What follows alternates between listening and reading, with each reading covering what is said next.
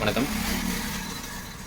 நாம் இப்போ இந்த கடந்த ஒரு வாரங்களாக எல்லா சேனல்கள்லையும் பார்த்துட்டு இருக்கிற ஒரு நியூஸு, சவுக்கு மீடியாவுடைய நிறுவனர் திரு சவுக்கு சங்கர் அவருடைய வீட்டில் நடந்த ஒரு கொடூரம் தான். அதை பற்றி பேசக்கூட அருவருப்பாக தான் இருக்குது.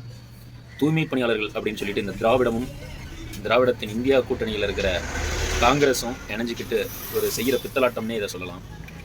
இந்த பித்தலாட்டம் எந்த அளவுக்கு மோசமானதுன்னா,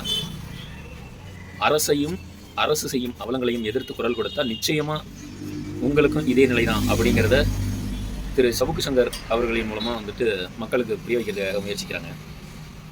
இந்த 4 ஆண்டு இவர்கள் தந்தையருக்கும் இவர்கள் பணம் சேர்ப்பதற்காக மட்டுமே நடத்தி கொண்ட அவலங்களை வெளிப்படுத்திய ஒரே காரணத்திற்காக திரு சவுக்கு சங்கர் அவர்களின் வீட்டில்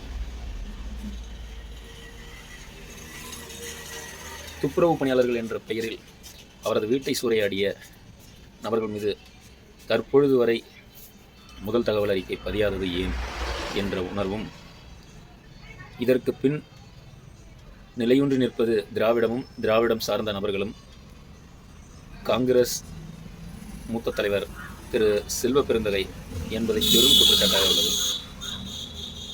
திரு சவுக்கு சங்கர் பரபரப்பாக ஒரு குற்றச்சாட்டை கூறும்பொழுது, சென்னை மாநகர காவல் ஆணையர் திரு அருண் அவர்களின் மீதும் புகார் தெரிவிக்கிறார்.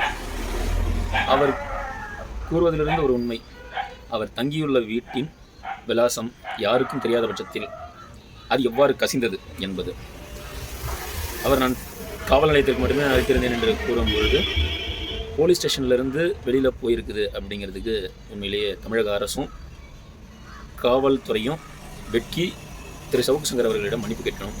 இதுக்கு தகுந்த நஷ்ட ஈடு வழங்கணும் அவருடைய மன உளைச்சலுக்கு அப்படின்றத இதை வாயிலாக தெரிவித்துக்கிறேன். Jayankondam voice of city Jayankondam சார்பாக திரு சவுக்கு சங்கர் அவர்களுக்கு எங்களது முழு ஆதரவையும் தெரிவித்துக் கொள்கிறோம். நன்றி, வணக்கம்.